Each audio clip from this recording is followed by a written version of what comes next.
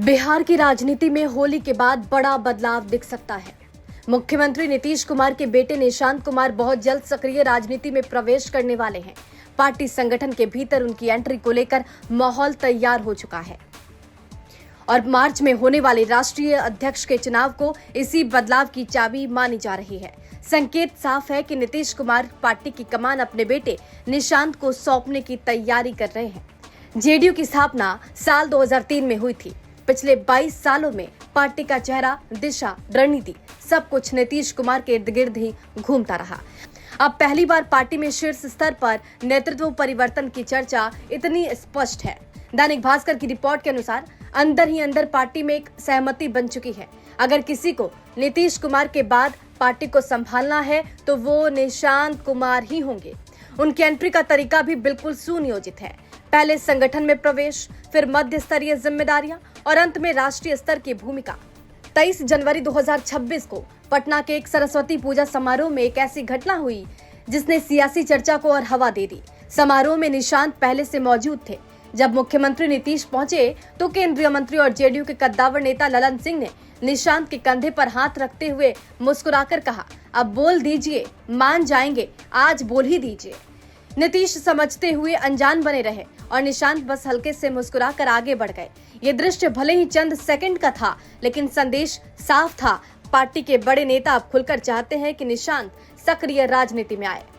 निशांत कुमार अब तक सार्वजनिक जीवन से दूर रहे, अध्यात्म और सामाजिक गतिविधियों में अधिक समय दिया, राजनीतिक मंचों से दूरी बनाई, पब्लिक बयान लगभग नहीं के बराबर दिया।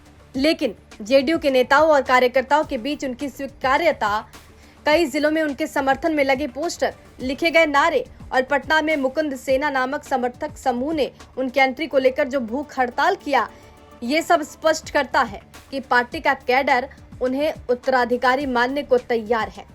आप समझिए कि जेडीयू के लिए निशांत क्यों जरूरी है। देखिए, नीतीश कुमार के बाद ऐसा कोई नेता नहीं जो पूरे बिहार में स्वीकार्य हो। 2014 से 15 के अनुभवों के बाद नीतीश किसी ऐसे प्रयोग का जोखिम नहीं लेना चाहेंगे जिसमें पार्टी टूट का खतरा बढ़े। नीति, संगठन, चेहरे सब कुछ नीतीश केंद्रित रहा। निशांत को स्वीकार्य चेहरे के तौर पर सामने लाना पार्टी की मजबूरी भी है और रणनीति भी। कोर वोट बैंक का भी सवाल है। चारों बड़े नेता कोर जाति आधार से बाहर हैं। ललन सिंह भूमिहार हैं, संजय झा ब्राह्मण हैं, अशोक चौधरी दलित हैं, विजय चौधरी भूमिहार हैं। इनमें से कोई भी कुर्मी, कोयरी या ईबीसी समुदाय से नहीं आता जो जेडीयू का मूल वोट बैंक है। 43% आबादी पर पकड़ मजबूत करने की रणनीति। देखिए, बिहार में ईबीसी आबादी 36% है और कुर्मी कोयरी 7%। निशांत इस आधार का स्वाभाविक प्रतिनिधित्व करते हैं। पांचवा कारण है राजनीतिक विरासत और संगठन की एकजुटता।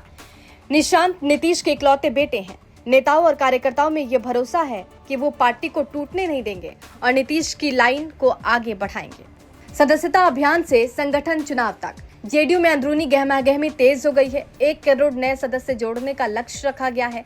6 दिसंबर 2025 को नीतीश कुमार ने सदस्यता अभियान लॉन्च किया। जिलों से लगातार रसीदें पटना स्थित पार्टी कार्यालय पहुंच रही हैं। सर्दियों और शीतलहर से अभियान कुछ दिन प्रभावित रहा, पर लक्ष्य के करीब पहुंचने की रिपोर्ट भी मिल रही है। होली के बाद संगठन चुनाव शुरू होंगे, पहले पंचायत स्तर पर, फिर प्रखंड, जिला, प्रदेश और अंत में राष्ट्रीय स्तर पर। यही वो समय है जब निशांत को महत्वपूर्ण पद की जिम्मेदारी देने का प्लान है। मार्च 2026 के अंत तक पूरी प्रक्रिया खत्म हो जाएगी। नीतीश कुमार पिछले कुछ सालों से पार्टी के भीतर एक नए नेतृत्व को तैयार करने की इच्छा जताते रहे हैं, लेकिन जिस तरह हालिया चुनावों में पार्टी को बड़ी सफलता मिली, उनसे उन्हें लगता है कि ये संक्रमण का सही समय है। नीतीश कुमार ने पार्टी को 2 दशक से ज्यादा समय तक नेतृत्व दिया है। अब होली के बाद निशांत की राजनीति में एंट्री के साथ जेडीयू एक नई पीढ़ी के नेतृत्व में प्रवेश करने वाली है। नेता, कार्यकर्ता, समर्थक सब इस इंतजार में है कि मार्च में क्या होता है। एक बात तय है, बिहार की राजनीति होली के बाद बिल्कुल नए रंग में नजर आएगी। ब्यूरो रिपोर्ट, बिहार तक।